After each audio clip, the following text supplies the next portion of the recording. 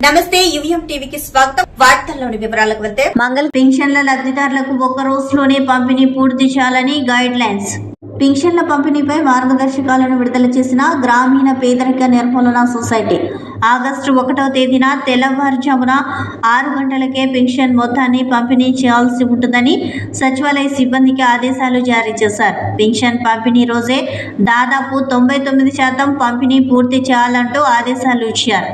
సాంకేతిక సమస్యలు తలెత్తితే మాత్రమే రెండవ రోజు ఆ మొత్తాన్ని లబ్ధిదారులకు అందజేయాలని అన్నారు. ఆగస్టు 1న మడకశిర నియోజకవర్గంలో పెన్షన్ పంపిణీ కార్యక్రమంలో పాల్గొననున్న ముఖ్యమంత్రి నారా చంద్రబాబు నాయుడు. పట్టాదారు కొత్త పాస్బుక్ నమూనా విడుదల చేసిన నారా చంద్రబాబు నాయుడు ఇక నుంచి వనభూమి పట్టాదారు పాసు పుస్తకాలపై వెకిలిగా నవ్వే జగన్ రెడ్డి ముఖం ఉండదని ఆంధ్రప్రదేశ్ ప్రభుత్వ రాజ్య ముద్రతో పాసు పుస్తకాలు నమూనా విడుదల చేసిన ముఖ్యమంత్రి నారా చంద్రబాబు నాయుడు. విశాఖపట్నం వెంకుజీపాలెంలో గల మెడికవర్ హాస్పిటల్లో అగ్ని ప్రమాదం.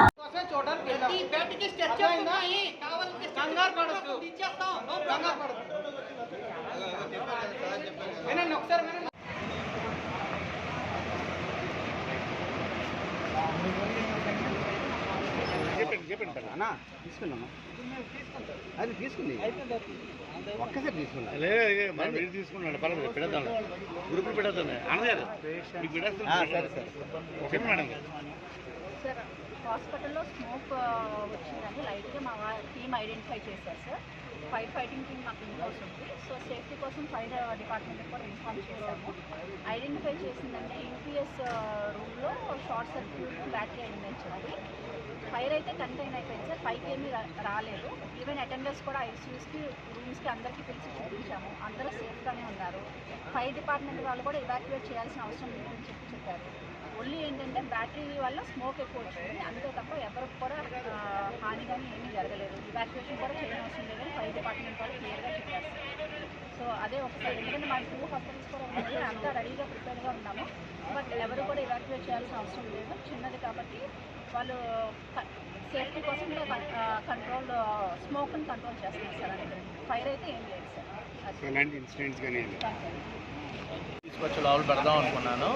ఇందులో చిన్న స్మోక్ వచ్చింది, ఫైర్ అయిందని నేను అనుకున్నా. ఇందులో నేనేమో బైక్ తీసి లోపల పెడదాం అనుకున్నా. ఇంట్లో ఇది అయింది. ఓన్లీ -1లో బైక్స్ ఉంటాయి, పైనేమో కార్స్ ఉంటాయి. ఈ -1 ఈ 0లో మాత్రమే ఇది జరిగింది. ఇంట్లో నేను బయట వచ్చి లోపల పెడదాం అనుకునేసరికి బైక్ స్మోక్ వచ్చింది కదా అని ఆగాను. చూస్తే ఇప్పుడు మొత్తం ఫైర్ అంతా ఆపారు. ఇది జరిగింది. ఓకే, పైన పేషెంట్ ఏమవునా నాకున్నా ఇప్పుడు నేను ఇప్పుడు అక్కడి నుంచి అలా వచ్చాను. నేను అయిన తర్వాత అక్కడి నుంచి అలా వచ్చాను. ఎక్కడ జరిగింది? ఓన్లీ -1. రైతులు పంటలకు కనీస మద్దతు ధర కావాలి. రాహుల్ గాంధీ బడ్జెట్లో రైతులకు కనీస మద్దతు ధర ప్రస్తావనే లేదు. రైతులకు ఇప్పటి వరకు స్పష్టమైన హామీ లభించలేదు అన్నారు. కేంద్ర ప్రభుత్వం మధ్యతరగతి ప్రజలను పట్టించుకోవడం లేదని, బడ్జెట్లో మధ్యతరగతి ప్రజలను విస్మరించారని అన్నారు. మధ్యతరగతి ప్రజలు ఇండియా కూటమికి మద్దతు తెలుపుతున్నారని అన్నారు. ఒక్క నిరుద్యోగికి కూడా ఉద్యోగం ఇవ్వలేని పరిస్థితి. ఆదాని అంబానీలకే మేలు చేసేలా కేంద్ర నిర్ణయాలు ఉన్నాయి అని రాహుల్ గాంధీ అన్నారు. హైదరాబాద్ చార్మినార్లోని ఓ గడియారం ధ్వంసం. చార్మినార్కు మరమ్మతు పనులు చేస్తూ ఉండగా ఇనుప పైప్ తగిలి ధ్వంసమైన గడియారం డయల్ బోర్డు. ఈస్ట్ వైపు ఉన్న 135 ఏళ్ల నాటి గడియారం ధ్వంసం. కర్నూలు జిల్లా గూడూరు నగర పంచాయతీలో కిడ్నాప్ కలకలం రేపింది. గుర్తు తెలియని వ్యక్తులు బంగారు వ్యాపారి డమం వెంకటేష్ ను కిడ్నాప్ చేశారని కుటుంబ సభ్యులు ఆందోళన చెందారు. పోలీసులను ఆశ్రయించిన వెంకటేష్ కుటుంబ సభ్యులు ఇటీవల ఎమ్మిగనూరులో 4 ఎకరాల భూమి వివాదంలో జరిగిందని అనుమానిస్తున్న పోలీసులు ఇటీవలే గూడూరు పట్టణంలో సినిమా థియేటర్ కొనుగోలు చేసిన వెంకటేష్ ను కిడ్నాప్ చేయడం సంచలనంగా మారింది. సీసీ ఫుటేజ్ ఆధారంగా దర్యాప్తు చేస్తున్నారు పోలీసులు. హౌసింగ్ శాఖపై ముఖ్యమంత్రి చంద్రబాబు సమీక్ష. గ్రామాల్లో పేదలకు ఇళ్ల స్థలాల పంపిణీపై ప్రభుత్వం కీలక నిర్ణయం. ఎన్నికల హామీని నెరవేరుస్తూ గృహ నిర్మాణ శాఖ సమీక్షలో సీఎం కీలక నిర్ణయం తీసుకున్నారు. ఇకపై కొత్త లబ్ధిదారులకు గ్రామాల్లో 3 సెంట్లు, పట్టణాల్లో 2 సెంట్ల స్థలం ఇవ్వాలని నిర్ణయించారు. మధ్యతరగతి ప్రజలకు ఎంఐజీ లేఅవుట్లను ఏర్పాటు చేస్తామని అన్నారు. జర్నలిస్టులకు ఇళ్ల నిర్మాణం చేపట్టి తక్కువ ధరకు ఇళ్లను నిర్మించి ఇస్తామని సీఎం చంద్రబాబు అన్నారు. ఏపీ కేబినెట్ భేటీ కీలక అంశాలపై చర్చ. ఆంధ్రప్రదేశ్ రాష్ట్ర సీఎం చంద్రబాబు అధ్యక్షతన ఆగస్టు 2న రాష్ట్ర మంత్రివర్గం సమావేశం కానుంది.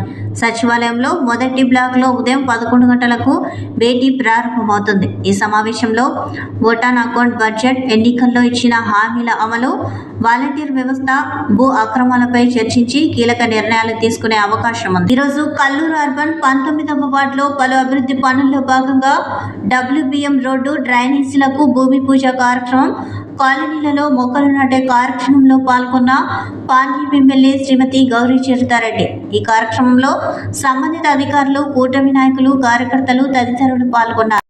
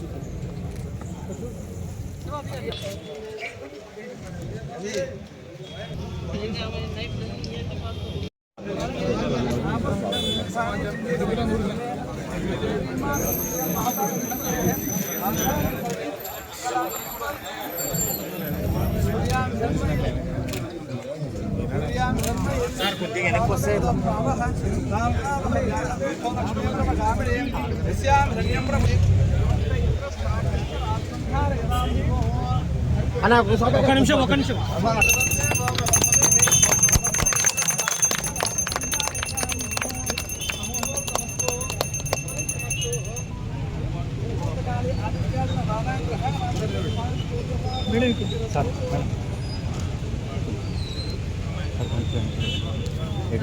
మేడం ఒక్క నిమిషం అన్న కూర్చోద్దాం.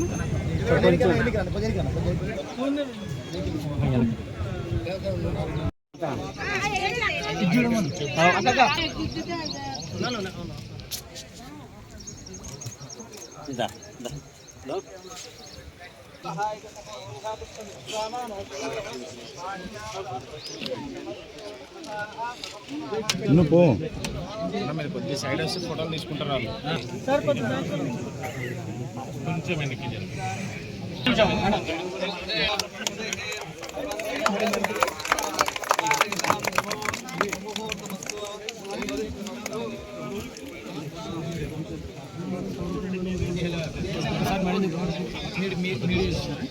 పెద్దపల్లి జిల్లా శ్రీపాద ఎల్లంపల్లి ప్రాజెక్టుకు వరద తగ్గిన గోదావరి జలాల తరలింపు ప్రక్రియ నిరంతరం కొనసాగుతోంది.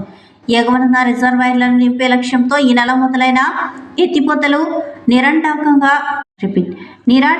కొనసాగుతున్నాయి. తొలుత 4 మోటార్లతో 12,600 క్యూసెక్కులను తరలించిన అధికారులు ఆ తర్వాత 5 మోటార్లతో 15,750 క్యూసెక్లను ఎగువకు పంపిస్తున్నారు. ఎల్లంపల్లి జలాశయం పూర్తి స్థాయి నీటి మట్టానికి సమీపించడంతో పాటు 80,000 క్యూసెక్లకు ఇన్ఫ్లో తగ్గినప్పటికీ నంది పంప్ హౌస్లో 5వ పంపును ఆన్ చేశారు. 15,750 క్యూసెక్ల జలాలు నది మేడారం రిజర్వాయర్లోకి చేరుతున్నాయి. నంది రిజర్వాయర్ నుంచి 15,750 క్యూసెక్లు గాయత్రి పంప్ హౌస్కు సొరంగాల ద్వారా వదులుతున్నారు. రామగుండంలోని గాయత్రి పంప్ హౌస్లోనూ 5 మోటార్ల ద్వారా వరద కాలువలోకి ఎత్తిపోస్తున్నారు. జార్ఖండ్లో రైలు ప్రమాదానికి సంబంధించిన డ్రోన్ విజువల్స్ వైరల్గా మారాయి. గూడ్స్ రైలును హౌరా ముంబై ఎక్స్ప్రెస్ ఢీకొట్టడంతో 18 బోగీలు పట్టాలు తప్పిన సంగతి తెలిసిందే. బోగీలన్నీ పట్టాలపై చెల్లాచెదురుగా పడ్డాయి. దీంతో ఆ రూట్లో పలు రైళ్లను తాత్కాలికంగా రద్దు చేశారు. కాగా ఈ ప్రమాద ఘటనలో ఇప్పటి వరకు 2 మరణించగా 20 మంది గాయపడ్డారు.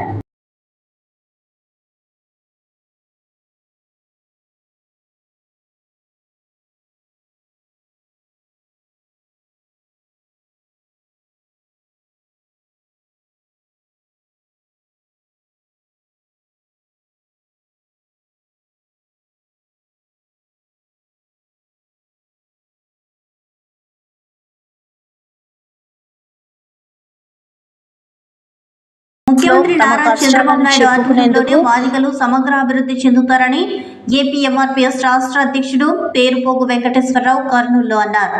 ఎస్సీ వర్గీకరణకు కృషి చేస్తామని చెప్పడమే కాకుండా గతంలో ఎన్నడూ లేని విధంగా మాదిగలకు రాజకీయ ప్రాధాన్యత కల్పించినందుకు ఆగస్టు 16వ తేదీ మాదిగల కృతజ్ఞత యాత్ర చేస్తున్నట్లు ఆయన తెలిపారు. ఈ యాత్రకు సంబంధించిన కరపత్రాలను మాజీ ఉప ముఖ్యమంత్రి కెఈ కృష్ణమూర్తి సమక్షంలో ఆవిష్కరించారు. ఈ యాత్ర హిందూపురం నుంచి ఇచ్చాపురం వరకు కొనసాగనుంది. 1996 సంవత్సరంలో చంద్రబాబు నాయుడు ఎస్సీ వర్గీకరణ చేస్తానని హామీ ఇచ్చి 2000 సంవత్సరంలో వర్గీకరణ చేయడం వల్ల మాదిగలు ఎంతగానో అభివృద్ధి చెందారని వెంకటేశ్వరరావు తెలిపారు. వర్గీకరణకు అడ్డంకులు రావడంతో రద్దు చేశారని అన్నారు. కుప్పం సభలో ముఖ్యమంత్రి నారా చంద్రబాబు నాయుడు ఎస్సీ వర్గీకరణకు అనుకూలంగా ఉన్నామని చెప్పడంతో మాదిగలు హర్షం వ్యక్తం చేశారని తెలిపారు. మాజీ ముఖ్యమంత్రి జగన్మోహన్ రెడ్డి పాలనలో నిలిచిపోయిన దళితుల సంక్షేమ పథకాలు తెలుగుదేశం పార్టీ పునఃప్రారంభం చేస్తామని చెప్పడం సంతోషంగా ఉంది అని అన్నారు. 35 మాదిగ సంఘాలను ఒక తాటి మీదకి తీసుకొచ్చి తెలుగుదేశం పార్టీ గెలుపు కోసం ఉమ్మడి 13 జిల్లాలలో కూడా పెద్ద ఎత్తున కష్టపడి పనిచేసి తెలుగుదేశం పార్టీ అధికారంలోకి రావడానికి ఈసారి ఈ 2024 సార్వత్రిక ఎన్నికల్లో మాదిగలు అత్యంత కీలక పాత్ర పోషించిన విషయం ఆంధ్ర రాష్ట్ర ప్రజానికానికి తెలిసిందే. అయితే ఈ రోజున మేము చంద్రబాబు నాయుడు గారికి ఆగస్టు 16వ తేదీన హిందూపురం నుంచి ఇచ్చాపురం వరకు మాదిగల కృతజ్ఞత యాత్ర అని చేపట్టబోతా ఉన్నాం. ఈ సందర్భంగా రాయలసీమ జిల్లాలకు సంబంధించిన ముఖ్య నాయకుల్ని, ఎంఆర్పీఎస్ నాయకుల్ని, తెలుగుదేశం పార్టీ గౌరవనీయులైన పెద్దలందరి దగ్గర కూడా తీసుకొచ్చి మేమందరం ఏ విధంగా అయితే మీకు కష్టపడి పనిచేస్తామో, బాబు గారు ఏ విధంగా అయితే మాకు అండగా నిలబడ్డారో భవిష్యత్తులో కూడా మా జాతికి మీరు అండగా నిలబడాలని తెలియజెప్పడం కోసమే వారిని పరామర్శించి కలిసి వారి యొక్క అభినందనలు కూడా తీసుకోవడం అవసరం అని చెప్పి మేము ఇక్కడికి రావడం జరిగింది. ఎందుకు మేము తెలుగుదేశం పార్టీకి మద్దతు ఇచ్చాం, ఎందుకు కృతజ్ఞత యాత్ర చేపట్టబోతున్నామంటే ఒకటే, 1996లో చంద్రబాబు నాయుడు గారు మాదిగల ఆత్మగౌరవ సభకు వచ్చి హైదరాబాదు ఆ రోజుల్లో ఇదిగో మీకు నేను ఖచ్చితంగా అండగా నిలబడతాను, వర్గీకరణ చేస్తాను, మీ మాదిగ జాతి ఆ రోజుల్లో ఉమ్మడి రాష్ట్రంలో 1 కోటి మంది ఉంటే మీరు అన్ని రంగాల్లో వెనకబడ్డారు కాబట్టి మీ అభివృద్ధి కోసం తోడ్పడతానని మాట ఇచ్చింది ఆనాడు చంద్రబాబు నాయుడు గారు. 96లో మాట ఇచ్చిన తర్వాత 2000 సంవత్సరంలో ఆ రోజుల్లో బీజేపీ ప్రభుత్వం కేంద్రంలో అధికారంలో ఉండగా రాష్ట్రపతి ఆర్డినెన్స్ ద్వారా ఎస్సీలను ఏబిసిడి గ్రూపులుగా వర్గీకరించడం వల్ల మాకు ఉద్యోగాలు వచ్చాయి, ఉపాధి వచ్చింది, సంక్షేమ రంగాల్లో అభివృద్ధి జరిగింది. ఇవాళ డాక్టర్లు, ఇంజనీర్లు కూడా మాదిగలు కాగలిగారు. మాదిగలతో పాటు మాదిగ ఉపకులాలు కాగలిగారంటే కేవలం చంద్రబాబు నాయుడు గారు తీసుకొచ్చిన ఆర్డినెన్స్ ద్వారా ఎస్సీ వర్గీకరణ ఏదైతే మాకు ఆ రోజు సాధించి పెట్టాడో ఈ రోజున మేమందరం కూడా అభివృద్ధి చెందామంటే కేవలం తెలుగుదేశం పార్టీ నారా చంద్రబాబు నాయుడు గారి పుణ్యమేనని ఈ సందర్భంగా నేను మీకు తెలియజేస్తా ఉన్నాను. అంతేకాదు చంద్రబాబు నాయుడు గారు గతంలో మాకు మాదిగలకి వర్గీకరణ విషయంలో అండగా నిలబడతానని చెప్పిన మాట నిజమే. అనేక అడ్డంకులు సృష్టించబడ్డాయి. వాటన్నిటిని కూడా అధిగమించి అధికారంలోకి రావడానికి ముందు ఎస్సీ వర్గీకరణ ఖచ్చితంగా నేను వస్తే అధికారంలో చేస్తానని ఆయన మాట ఇచ్చారు. అధికారంలోకి వచ్చిన తర్వాత కుప్పం మీటింగులో ఎస్సీ వర్గీకరణ రాష్ట్ర జిల్లాలను యూనిట్గా తీసుకుని చేయబోతానని ఆయన స్పష్టమైన ప్రకటన ఇచ్చారు. కాబట్టి ఆయనకి మేము కృతజ్ఞత తెలియజేయబోతా ఉన్నాం. అంతేకాదు నిన్నటి సార్వత్రిక ఎన్నికల్లో ఎన్నడూ లేని విధంగా రాష్ట్రంలో, ఉమ్మడి రాష్ట్రంలో కానీ విడిపోయిన ఆంధ్రప్రదేశ్లో కానీ మాదిగలకు 29 ఎస్సీ రిజర్వ్డ్ సీట్లు ఉంటే 15 సీట్లు మాదిగలకు ఇచ్చిన ఘనత నారా చంద్రబాబు నాయుడు గారిదే. కాబట్టి రాజకీయంగా మాదిగలకు అవకాశం ఇచ్చింది చంద్రబాబు నాయుడు గారు, వర్గీకరణ చేయబోతుంది చంద్రబాబు నాయుడు గారు. కాబట్టి అంతేకాదు జగన్మోహన్ రెడ్డి ప్రభుత్వం 5 ఏళ్ల పాలనలో ఎస్సీలకు చెందినటువంటి, దళితులకు చెందినటువంటి 27 సంక్షేమ పథకాలను రద్దు చేస్తే చంద్రబాబు నాయుడు గారు సోషల్ వెల్ఫేర్ మినిస్టర్ గారు ఇటీవల ఒక ప్రకటన చేశారు, 27 పథకాలను మళ్ళీ తిరిగి మేము పునరుద్ధరించబోతున్నామని. కాబట్టి 20 సంవత్సరాల పాటు జగన్ పాలనలో మేము వెనక్కిపోయాం. కాబట్టి ఈ రోజున చంద్రబాబు నాయుడు గారితోనే మాదిగల సమగ్ర అభివృద్ధి ఉంది. కాబట్టి చంద్రబాబు నాయుడు గారిని కాపాడుకోవాల్సిన బాధ్యత ఆంధ్ర రాష్ట్ర ప్రజానికానికి కూడా ఉన్నది. 5 ఏళ్ల పాలనలో దళితుల మీద దాడులు జరిగినా ఏనాడు జగన్మోహన్ రెడ్డి ఎప్పుడు కూడా పట్టించుకోలేదు. డాక్టర్ సుధాకర్ నర్సీపట్నం డాక్టర్ సుధాకర్ హత్య కేవలం ప్రభుత్వ హత్యే. డోర్ డెలివరీ చేసిన అనంతబాబు సుబ్రహ్మణ్యాన్ని కేవలం ప్రభుత్వం చేసినటువంటి కుట్ర హత్యే. అటువంటి చంపిన దుర్మార్గుడిని పక్కన పెట్టుకున్న వైఎస్ జగన్ని దళితులు ఈ ఎన్నికల్లో క్షమించకుండానే తగిన గుణపాఠం చెప్పారు. 11 సీట్లు రావడం కూడా ఇంకా ఎక్కువే జగన్మోహన్ రెడ్డికి అని కూడా ఈ సందర్భంగా నేను తెలియజేస్తా ఉన్నా. ప్రభుత్వ పథకాలకు మహనీయుల పేర్లు పెట్టడాన్ని స్వాగతిస్తూ కర్నూలులో జనసేన నాయకులు సంబరాలు చేసుకున్నారు. కర్నూలు కలెక్టర్ కార్యాలయం ముందు ప్రధానమంత్రి నరేంద్ర మోదీ, ముఖ్యమంత్రి నారా చంద్రబాబు నాయుడు, ఉప ముఖ్యమంత్రి పవన్ కళ్యాణ్ ఫ్లెక్సీలకు జనసేన నాయకులు హర్షద్ ఆధ్వర్యంలో పాలాభిషేకం చేశారు. రాష్ట్రంలో రామరాజ్యం కొనసాగుతుంది అనడానికి ఇదే నిదర్శనమని వారు తెలిపారు. ముఖ్యమంత్రి చంద్రబాబు నాయుడు ఆధ్వర్యంలో మంచి పాలన అందిస్తూ ఉంటే కొందరు విమర్శలు చేయడాన్ని వారు తప్పుపట్టారు. రాష్ట్రం ప్రగతి పదంలో నడుస్తుంది. అలాగే ఈరోజు రాష్ట్రంలో ఉన్నటువంటి ప్రభుత్వ పథకాలకు పెద్దవాళ్ళు, స్ఫూర్తి ప్రదాతలు అబ్దుల్ కలాం గారి పేరు, అలాగే ఆంధ్ర అన్నపూర్ణ డొక్క సీతమ్మ గారి పేరు మధ్యాహ్న భోజనానికి బడి భోజనం, డొక్క సీతమ్మ వారి బడి భోజనం అనేసి పేరు పెట్టడం, అలాగే అబ్దుల్ కలాం గారి ప్రతిభా పురస్కారాలు అనేసి పెట్టడం, సర్వేపల్లి రాధాకృష్ణన్ గారి పేరు కూడా పెట్టడం కాబట్టి చాలా గొప్ప విషయం. ఈ విషయం సందర్భంగా రాష్ట్ర ముఖ్యమంత్రికి అలాగే ఉప ముఖ్యమంత్రి అయినటువంటి పవన్ కళ్యాణ్ గారికి, చంద్రబాబు నాయుడు గారికి మేము కర్నూలు జనసేన పార్టీన అభినందన తెలియజేస్తూ ఈరోజు స్ఫూర్తి ప్రదాతల పేర్లు పెట్టినందుకు ప్రభుత్వ పథకాలకు మేము ఈరోజు వచ్చేసి పాలాభిషేకం చేయడం జరిగింది. జనసేన పార్టీలో ఒక వీర మహిళగా నేను మాట్లాడుతున్నాను. ఈరోజు ఒక ప్రభుత్వ పథకానికి ఒక మహిళ పేరుని పెట్టడం అనేది మా మహిళల్లో చాలా చైతన్యం తెచ్చింది. ఈ చైతన్యానికి ఇంకా మేము పాలాభిషేకమే కాదు, ఇంకా ఏం చేసినా కానీ అది తక్కువనే అవుతుంది మాకు. ఇది ప్రజాస్వామ్యం అని మనకు ఎప్పుడు తెలుస్తుంది అని అంటే ఇలా మహిళలు బహిరంగంగా ముందుకొచ్చి ఇలాంటి కార్యక్రమాల్లో పాల్గొన్నప్పుడే మాకు ప్రజాస్వామ్యంలో మేము బతుకుతున్నాము అనేది మేము అర్థం చేసుకొని ఈరోజు మేము ముందుకు వచ్చాము. ఇక ఏమీ ఆలోచించేది లేదండి. ఇది రామరాజ్యం, ఇది ప్రజాస్వామ్యం, ఇది ఇంకొచ్చేసింది. ఇంకా అజ్ఞాతంలో కొంతమంది ఉన్నారు ఇంకా ఏదో జరుగుతుందని. అలాంటి వాళ్ళందరికీ మా మహిళల తరపు నుండి మేము చెప్పేది ఏమనంటే ఇంకా వచ్చేసింది మనకు పండగ, మన రామరాజ్యం వచ్చేసింది. దాన్ని మనం సెలబ్రేషన్ చేసుకోవాలి. ఇది సెలబ్రేషన్ టైం అంతే అండి. Thank you. శ్రీశైలం జలాశయం గేట్లు తెరుచుకున్నాయి. ఎగువ కురిసిన భారీ వర్షాలకు శ్రీశైలం డ్యాం పూర్తి స్థాయిలో నిండిపోయింది. ప్రాజెక్టు పూర్తి స్థాయి నీటి మట్టం 885 అడుగులు కాగా ప్రస్తుతం 880 అడుగులు దాటింది. పూర్తి స్థాయి నీటి మట్టం 215 టీఎంసీలు కాగా ప్రస్తుతం 180 టీఎంసీలకు చేరింది. దీంతో డ్యాం 3 గేట్లను 10 అడుగుల మేర ఎత్తి దిగువకు నీటిని ఇరిగేషన్ అధికారులు విడుదల చేశారు. 3 గేట్లను ఎత్తి సుమారు 80,000 క్యూసెక్ల నీటిని దిగువ ఉన్న నాగార్జున సాగర్ కు నీటిని విడుదల చేశారు. ఈ నేపథ్యంలో దిగువ ప్రాంతాలను అప్రమత్తం చేసేందుకు ఉదయం నుంచి కూడా సైరన్ మోగిస్తూ హెచ్చరికలు జారీ చేస్తున్నారు. మత్స్యకారులను సైతం ఎవరు చేపల వేటకు వెళ్లొద్దని సూచిస్తున్నారు.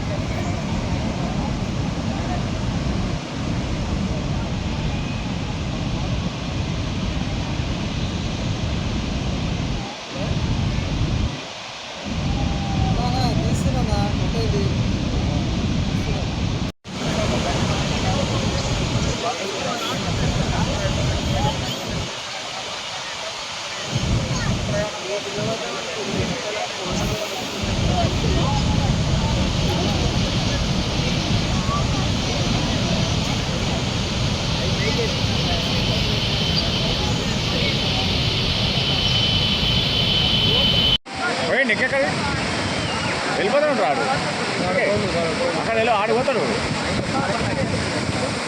పైకి తీసుకోపోతాడు.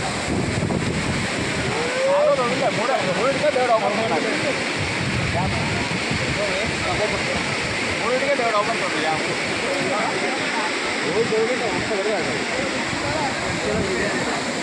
మెయిన్ హైలైట్ ఇదే పొగ చూడదా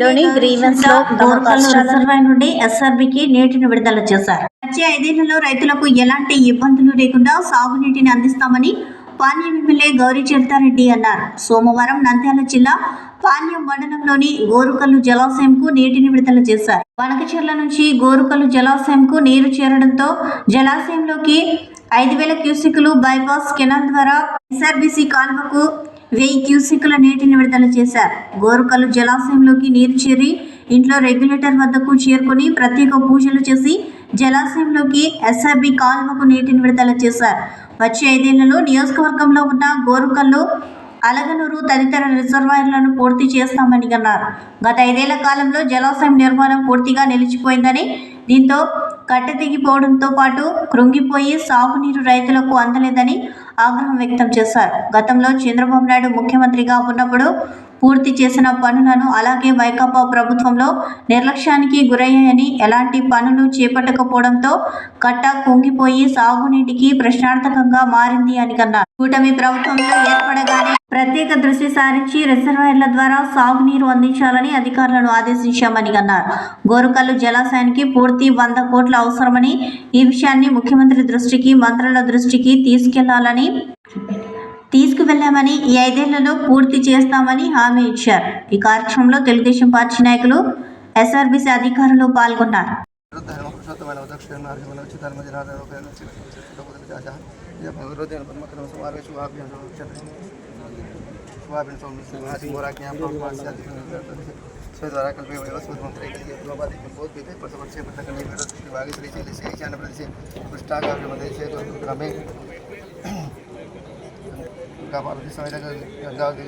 చంద్రమాణిన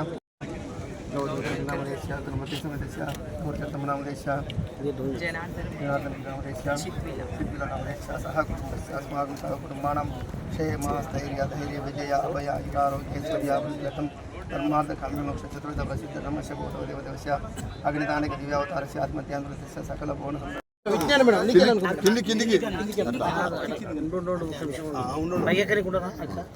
ఎక్కడికి లేదు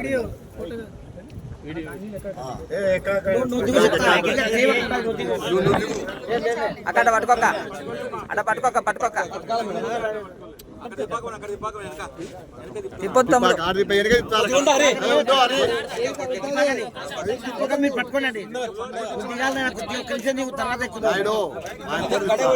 మాకు మళ్ళా పోతాడు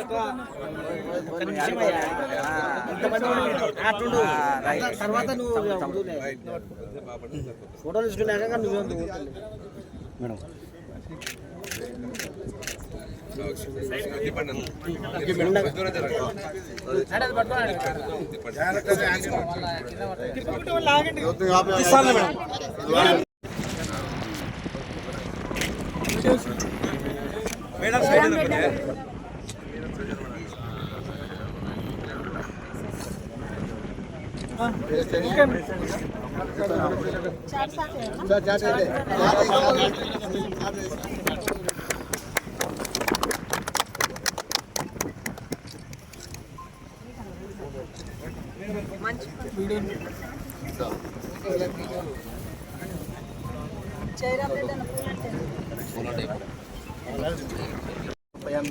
पुष्पै पूजयामि पुष्पपूजां पुष्पमालां समर्पयामि पुष्पावधे पुष्पोवधे फलैरवलावनीरवसन श्री महापवनी देवताभ्यो नमः पुष्पमालां समर्पयामि समर्पयामि ओम सुभगाय नमः सुभगाय नमः सुंदरी महासौम्याय नमः सुषमावत्यै नमः कान्त्यै नमः कान्तिमत्यै नमः अभिरामाय नमः मनोरमाय नमः शोभाय नमः विराय नमः रमणीय नमः रजप्रिया नमः महालक्ष्मी नमः महाशक्ति नमः महादेवस्वरूपिणी नमः ओम आनंदगंधाय नमः विजयाय नमः विश्वेश्वरी महारूपाय नमः महारूपाय नमः भूतेश्वरी नमः भुवनेश्वरी नमः चैतन्य स्वरूपिणी नित्याय नमः नित्याय चतुर्भुज सुंदर रत्न प्रियताय नमः नमः ओम गिरवाय नमः गिरवती नमः गौरी नमः गिरिष्ठाय नमः गिरिजांगना वैन सर्वांग सुंदरी नमः सर्वलावण्य नमः चित्रांगी नमः चतुर्बाहुय नमः चित्राय नमः चारुकर्णाय नमः सर्वदाय नमः सर्वजन्य नमः श्री शिवाराध्याय नमः शिवानंदाय नमः शिवात्मिकाय नमः सूर्यमंडल मध्यस्थाय नमः चिरांगसिंह श्री महाप्राप्य नमः స్తోత్ర పూజాం తోల్కంతో మాగ్రామ జీవన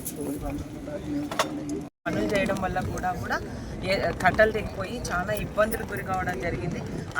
అంతేకాకుండా అలగనూరు రిజర్వాయర్ కూడా అక్కడ కూడా కట్ట తెగిపోయింది. 3 కోట్లతో అయ్యే పని కాంట్రాక్టర్లు వాళ్ళకి దానికోసము పనులు కాంట్రాక్టర్లకు బిల్లు చేయలే వాళ్ళ కమిషన్ల కోసమే పనులు చేయకపోవడం వల్ల కూడా ఈరోజు ఇంకా 4 ఏళ్ళైనా కానీ సాగునీరు తాగునీరు లేక అలాగే మత్స్యకారులకు జీవనోపాధి లేక ఈరోజు చాలా ఇబ్బందులు గురవుతూ ఉన్నారు.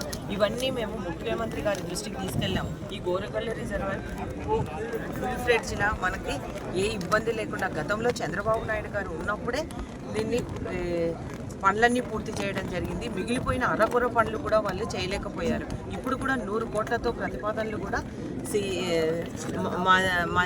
సీఎం గారికి అయితేనేమి, మంత్రి గారికి అయితేనేమి, అలాగే ఇరిగేషన్ సెక్రటరీ గారికి అయితేనేమి అందరికీ అందజేశాము. తప్పకుండా ఇప్పుడు పోలవరం ఎట్లయితే పూర్తి చేస్తామని సెంట్రల్ గవర్నమెంట్ ప్రకటించిందో అలాగే ఇక్కడ కూడా తప్పకుండా ఈ గోరకల్లు రిజర్వ్ అయితేనేమి, అలగనూరు అయితేనేమి, వెలగమాన్ డ్యామ్ అయితే మన నియోజకవర్గంలో ఉన్న వీటిని ప్రాజెక్టులన్నింటినీ పూర్తి చేస్తాం. ఈ 5 ఏళ్లలో తప్పకుండా రైతులకు సాగునీరు అందించి రైతులకు ఎలాంటి ఇబ్బంది లేకుండా చేయడమే మా ప్రభుత్వ లక్ష్యం అని కూడా ఈ సందర్భంగా తెలియజేస్తూ ఉన్నా. ముఖ్యమంత్రి గారి దృష్టికి తీసుకెళ్ళినప్పుడు కూడా సానుకూలంగా స్పందించడం జరిగింది. తప్పకుండా నిధులు కేటాయించి వీటిని పూర్తి చేస్తామని కూడా చెప్పడం జరిగింది. కాబట్టి రైతులకు ఫ్లూడ్ ఫ్లడ్జ్లో ఎలాంటి ఇబ్బంది లేకుండా నీళ్ళు అందజేస్తామని కూడా ఈ సందర్భంగా తెలియజేసుకుంటున్నాం. ఇంతటితో సమాప్తం. నమస్కారం.